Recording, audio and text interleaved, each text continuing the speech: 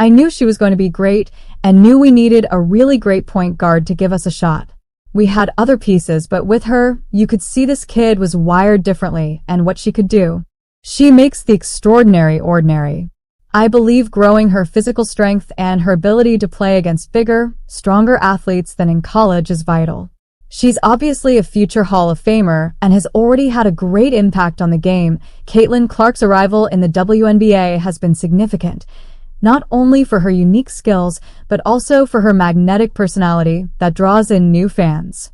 The league is still adjusting to her, scrambling to find ways to slow down this rising superstar. Easier said than done. Caitlin is the talk of the league, and it's no surprise that WNBA head coaches are often asked about her during media sessions. While coaches try to stay diplomatic, they can't avoid discussing her electrifying game. Most comments focus on her on-court presence and specific matchups, but if you read between the lines, there are insights about her future in the WNBA. Coaches are the ones who have to prepare game plans against Caitlin, and they take the heat if those plans fail. This is why you won't find disrespect in their comments. They know her game intimately and understand why she's putting up historic numbers as a rookie. But that doesn't mean they're ready to crown her as unbeatable. Basketball coaches are proud, so some show defiance when asked about Caitlin's. Coaches are motivators first and know that any sound bites they give the media could reach the locker room. They don't want their players to think they prefer Caitlin, even if it might be true in some cases. Angering her with condescending comments is equally risky. The personality of the coach matters too.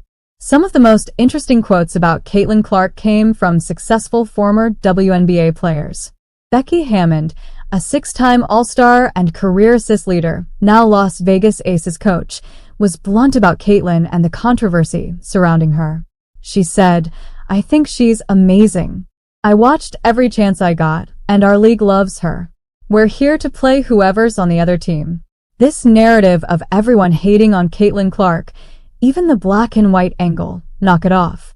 It's not there. Hammond clarified that she respects Caitlin but stands by WNBA players who gave her a hard time in the league. Competing hard is a more accurate reason for Caitlin's tough love than the racial narrative some have pushed recently. Hammond insists that people should just watch Caitlin play and enjoy the game. Most WNBA players and coaches would love to have her on their team, but since they don't, there's a sense of pretending that the grapes are sour. Cheryl Reeve, coach of the Minnesota Lynx, once spoke candidly about tanking for star players like Caitlin before the draft. She said, "If Glenn asked me to tank for Caitlin Clark, I'd probably step aside and let someone else do it. That's just not how I would approach things." Cheryl believes in earning a spot in the draft organically. Although Caitlin might make you want to lose every game, Reeve isn't willing to go that far. Many coaches feel similarly about avoiding intentional losses for better draft picks, a tactic that often backfires. Cheryl's stance on Caitlin has evolved, and now she acknowledges Caitlin's ability to compete against stronger athletes.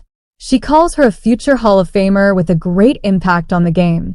As Caitlin Clark became more comfortable, the Indiana Fever's performance changed.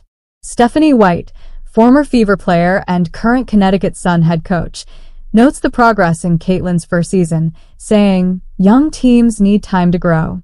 Early on, the understanding, timing, pace, and connectedness weren't quite there.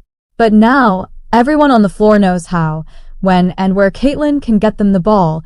This analysis of Clark's season is one of the calmest we've heard all year. It's true that the Fever struggled initially, but as Caitlin settled in, they improved. White reminds us to wait before drawing conclusions and give young teams